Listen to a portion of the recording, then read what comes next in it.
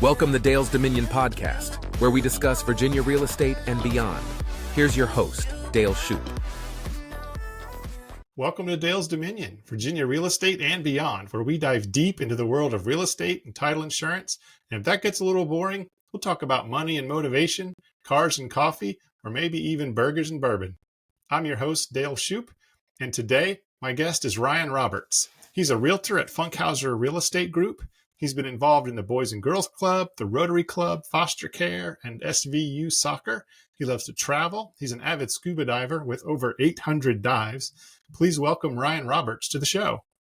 Thank you so much, Dale. Thank you so much for having me. It's a pleasure to be here with you. Oh, man, it's a pleasure to have you on. So tell us about your journey from, was it Levittown, Pennsylvania, to getting a master's in divinity at EMU to becoming a top producing realtor in the Shenandoah Valley. Wow, that's indeed quite a journey, Dale. To make a really long story, try to make it a little shorter. My parents had become involved with a Mennonite church plant in Levittown, Pennsylvania, and the ministers there, who were really like influential in their lives, who were their mentors, had attended Eastern Mennonite College, and my parents just decided that's where Ryan's going to go to school. And no one else ever in my family had ever gone to college. Most people had not even completed high school. And so I was the first person to attend college, and I did. I ended up in Harrisonburg, Virginia, going to Eastern Mennonite.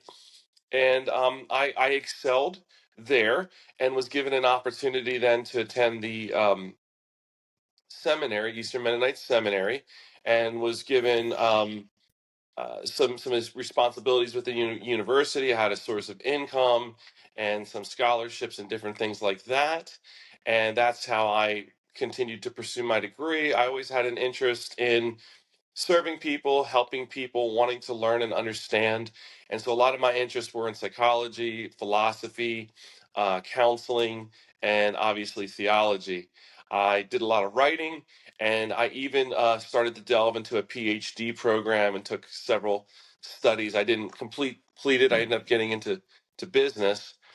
And I had a friend who was in real estate, and he said, I think you would do very, very well. And it combines a lot of the things that are important to you, the way you like to relate to people, assist people, help people. You're a really good problem solver. I just think you'd really excel in that. And I thought, well, I'll dabble, I'll check it out. And here I am nearly 20 years later. That's funny how that works out. It is amazing. So now I think you work mostly with investors or extensively with investors. Yeah, I would say about 70% of my clientele now is investors, and that was a journey in and of itself as well that I didn't necessarily anticipate happening, but some doors open and it ended up being something that I was really good at. Wow, so that kind of gives you a unique perspective on the real estate landscape. So what advice do you have for individuals looking to make their first investment in the Shenandoah Valley? Yeah, my advice is to keep your price point somewhere around $250,000 or less. And I think that you get beyond that price point, your rates of return diminish, especially if you're new. You want something that's going to be really solid, stable, have consistent performance. And right now, what we're looking at in today's market are really our two-story townhouses. Um, Maybe homes that are 10 to 20 years old. Beacon Hill, Avalon Woods, Liberty Square, Cedar Point are some of the subdivisions. And you can net a pretty nice rent there with fairly low cost.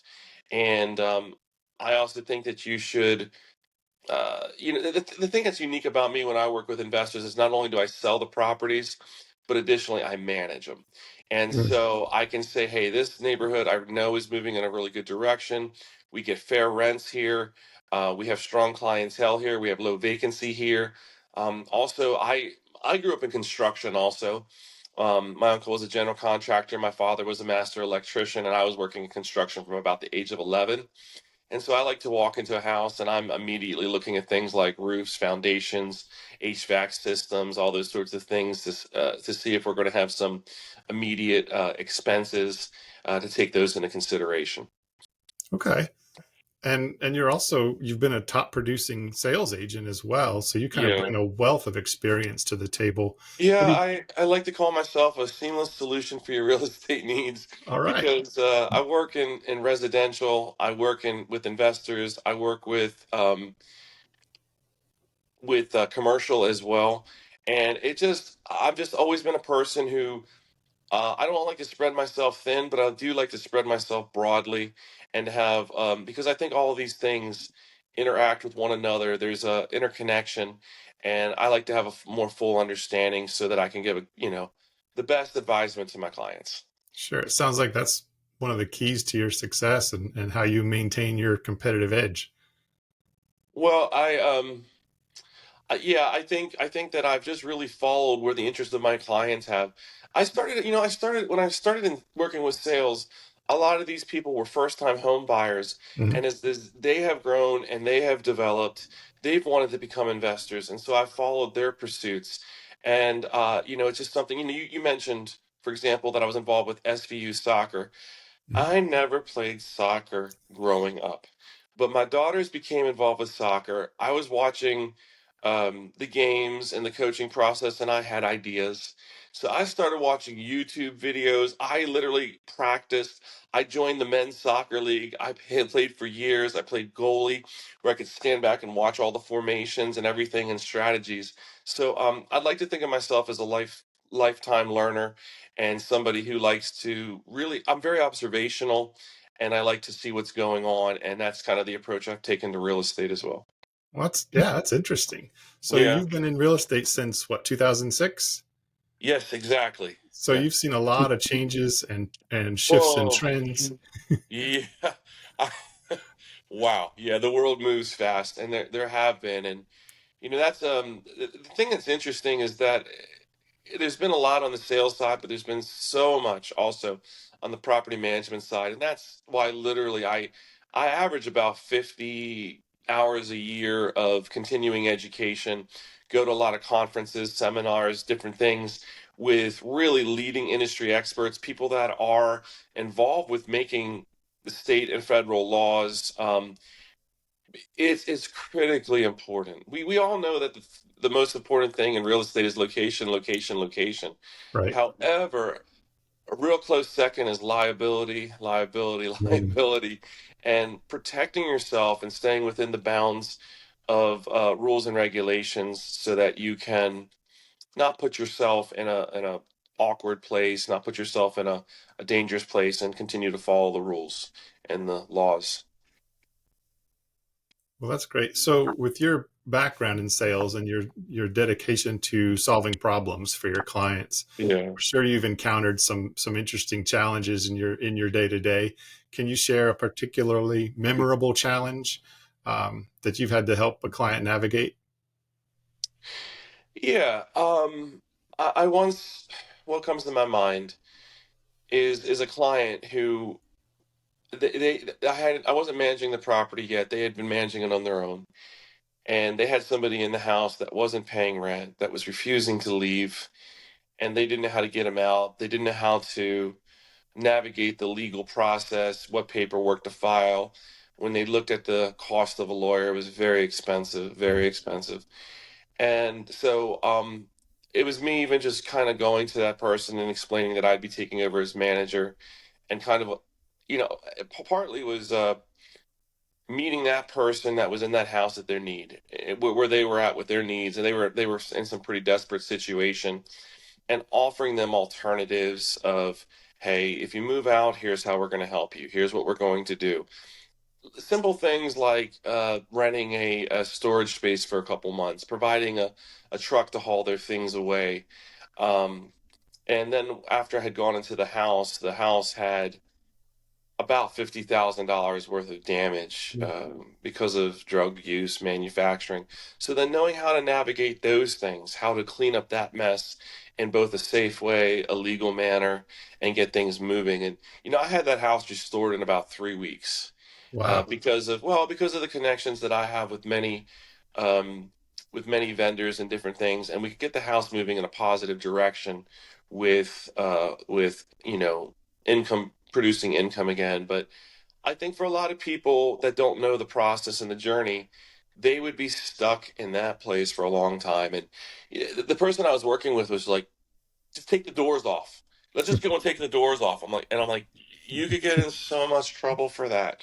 We Right. can't do that. We either have to take a legal process or we have to come to a mutual understanding with the people there. So I think that's a lot where my education comes into play, my background in psychology and counseling and learning to see the broader picture of philosophy and to see the big picture and to see a lot of people just get stuck with a particular detail and they miss the fuller solution. Right. You sounds like you have a lot of good contacts that can help you with that. I know an I individual do. investor, yeah, Yeah. with just one or two rental properties may pull the same weight with No. contractors. Yeah. Yeah. I mean, we have, like flooring contacts that maybe someone else have to wait 2 months. We can get things done that week, but it's because of hundreds of thousands of dollars of flooring we do. Right. And then another thing I learned from the beginning is having had a background in construction is it's really easy for me to recognize the contractors and the people that are making every effort and Mhm. doing well, and then treating them with respect and dignity, working with them. They want to work with you. It's a mutually symbiotic, beneficial relationship. That's awesome. So we'll shift gears a little bit. Yeah, sure, Your deal. your passion for travel and scuba diving Yes, is evident, and you just got back from a scuba trip, right? I did. Tell Yes. us about that. Well, I like to. One of my favorite places in the world to travel is Bonaire. It's a Dutch Caribbean island off the coast of Venezuela. And one of the reasons I love this little island is there are around 100 dive sites directly offshore. So I get there, I rent me a four-door pickup truck, and the thing that's super cool is they have a WhatsApp page for local divers, and on any given day, I might be diving with three or four different people from three or four different countries, and when you're in the water and you're watching for each other's safety and stuff, you develop some really natural bonds and relationships and friendships that can last a lifetime. And some of these contacts have become uh, business partners, investors, and things. So there's a benefit for work, but more it's just the quality of life, and it gives me a chance to. Oh, I have very deep thoughts when I'm, 80 to 100 feet deep down in the water and seeing the beauty of what's down there. And it gives overall perspective and lowers my blood pressure substantially. That's fantastic. So, how do you think your adventurous spirit and diverse experiences outside of real estate um, change your approach with your clients in real estate? Yeah. Well, I think that it's a matter of, again, I think it is really having a larger worldview and having a larger perspective. And like when I'm working with an investor, it's very possible that we might have 1 or 2 months that things go poorly for whatever reason. It could be a tenant refusing to pay rent, it could be an unexpected expense. But I know that we're looking at this as a 10-year, 15-year, 20-year prospect, and that, being prepared with scuba diving, a big part of it is being prepared for if something goes wrong and not panicking and looking at it that way and seeing the big picture. And it's the same way in real estate and as an investment.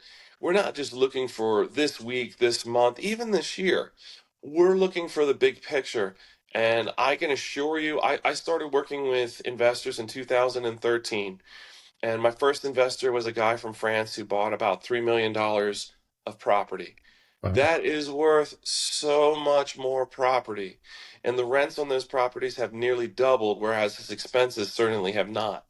And so it's been so beneficial.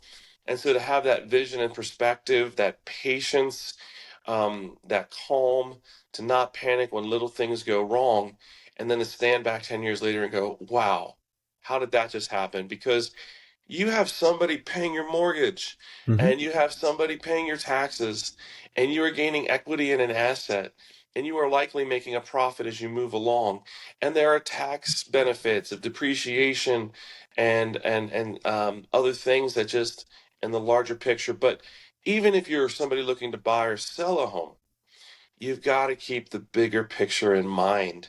You can't get caught up on the little details. There are some details that could be easily overlooked that are critically important. Somebody could not think that they see a little water coming in a basement and think, oh, it's just a little water. Now that could be a really big deal, and that might be something you got to pay more attention to. But I think the knowledge of knowing what really are the emergencies and what are the things that we can navigate in a good way. Okay. Okay. I just want to take a minute to acknowledge your remarkable accomplishments and contributions, both in the world of real estate and your local community. But then we'll get to some more lighthearted questions. But first off, your involvement in organizations like Rotary and Boys and Girls Yeah. Club, and your dedication to serving your clients with professionalism and integrity. It's evident you've made a significant impact, not just in real estate, but in the lives of those around you. So if someone's impressed, if they're a new fan of Ryan Roberts, how do they You're find very you? How do they contact you?